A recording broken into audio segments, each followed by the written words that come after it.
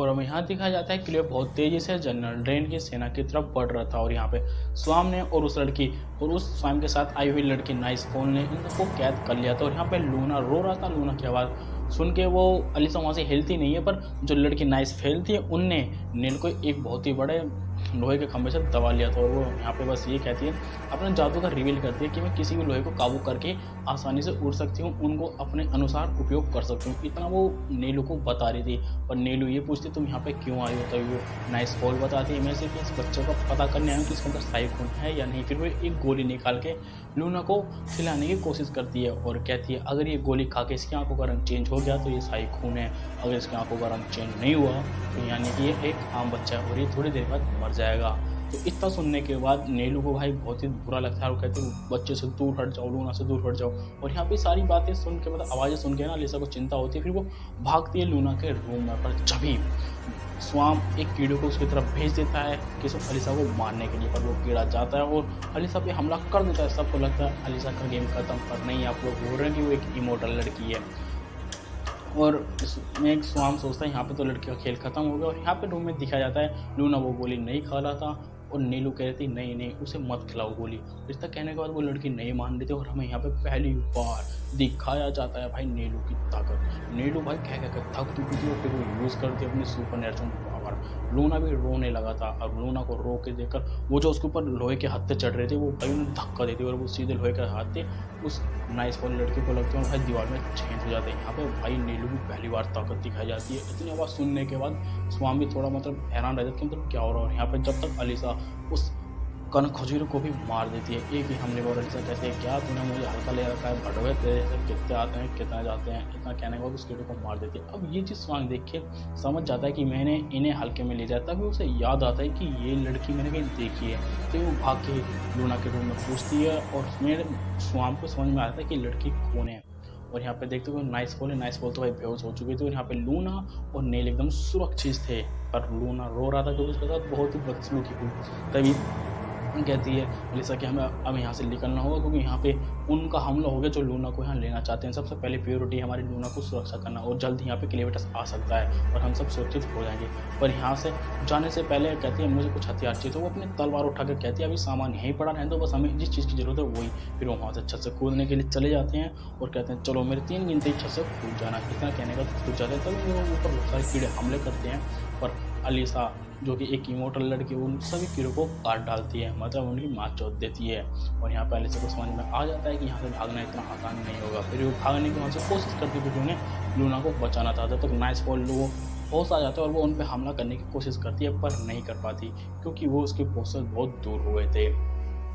और वो कहती है नहीं यार मैंने इनसे कैसे भागने दिया, अब मैं स्वांग के पास जाऊंगी तो मुझे डांट करेगा। तो इतने कहने के बाद यहाँ से इसका सीन कट जाते हैं। तो वो गांव के बाहर जाने की कोशिश करते हैं। वो देखते हैं कि उधर गांव के बाहर कीड़ों की दीवार है तो वो गांव के बाहर नहीं जा सकते।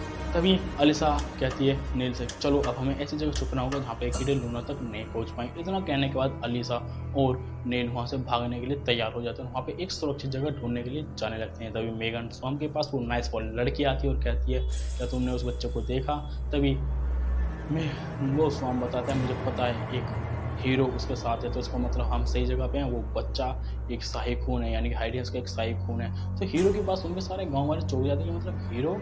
तो ये मेरे गांड स्वान कहता है चलो सारे लोगों को इकट्ठा करो, मैंने एक चीज़ बताऊंगा। और वो सारे गांव वालों को चौक पे इकट्ठा कर लेते हैं। उन्हें चारों तरफ से कीड़ों से घेरे थे। फिर गांव वाले से सवाल पूछते हैं कि ये कीड़े यहाँ क्या कर रहे हैं और सिर्फ 2 लोग और हम इतने सारे हैं और हमारे पास हथियार हैं। तभी मेगन स्वाम उन्हें भड़काता है कि यहाँ पे एक लड़की आई थी उसके हाथ में एक बच्चा था, वो एक हीरो है। तो इतना सुनने के बाद गाँव वाले सच में भड़क जाते हैं क्योंकि गाँव वाले पहले हीरो से नफरत करते थे क्योंकि उन्हीं के कारण इस पूरे देश में ये लड़ाई का माहौल चल रहा है। तभी एक गांव वाला का मुखिया कहता है कि वो लड़की तुम्हारे लिए परेशानी हो सकती है, हमारे लिए नहीं।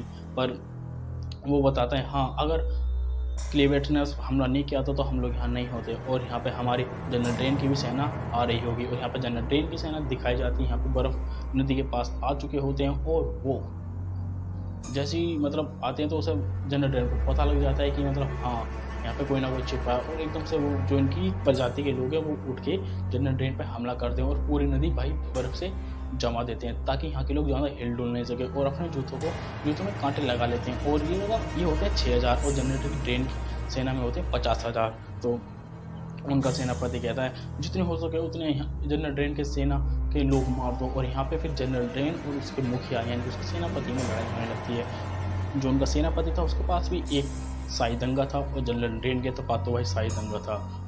यहाँ पे जनरल ड्रेन उस पर हमला करता है पर वो सेनापति वहाँ से बच जाता है। तो जनरल ड्रेन कहता है अच्छा तो तुम्हें लड़ना आता है तो मेरे हमले से बच गया। जब वो सेनापति जनरल ड्रेन पर अपने हथियार से हमला करता है पर जनरल ड्रेन उसके इस हमले से भी बड़े आसानी से बच जाता है। भाई जनरल ड्रेन की ताकत अभी तक हमें पता नहीं है पर हाँ ये बंदा बहुत ही वो है क्या कहते हैं इसे गुप्त आदमी है, मतलब इसके अंदर कुछ सुपर नेचुरल पावर है। फिर वो उसके सेनापति पे हमला करता है।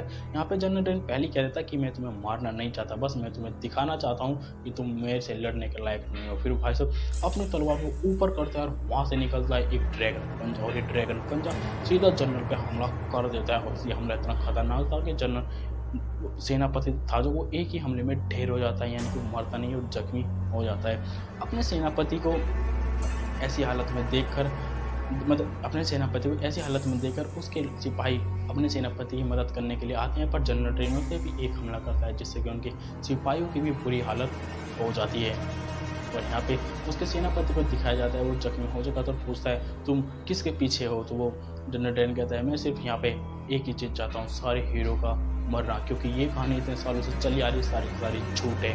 कोई भी हीरो किसी भी काले दानव को नहीं मार सकता। मैं इसी कहानी को बदलने आया हूँ और मैं सबसे ज़्यादा ताकतवर बनना चाहूँ। इतना कहने के बाद उसके सेनापति को छोड़ के वहाँ से चला जाता है और अपनी सेना को हुक्म देता है चलो आगे बढ़ो। तभी वहाँ पर एंट्री होती है क्लेवेटस की। अब भाई जो क्लेवेटस की एंट्री होती है तो क्लेवेटस को देखकर सबके बहुत चक्के हो जाते हैं, मतलब सबके उड़ जाते हैं होश। अभी एंट्री होगी क्लेवेटस की, एक यार कवाई।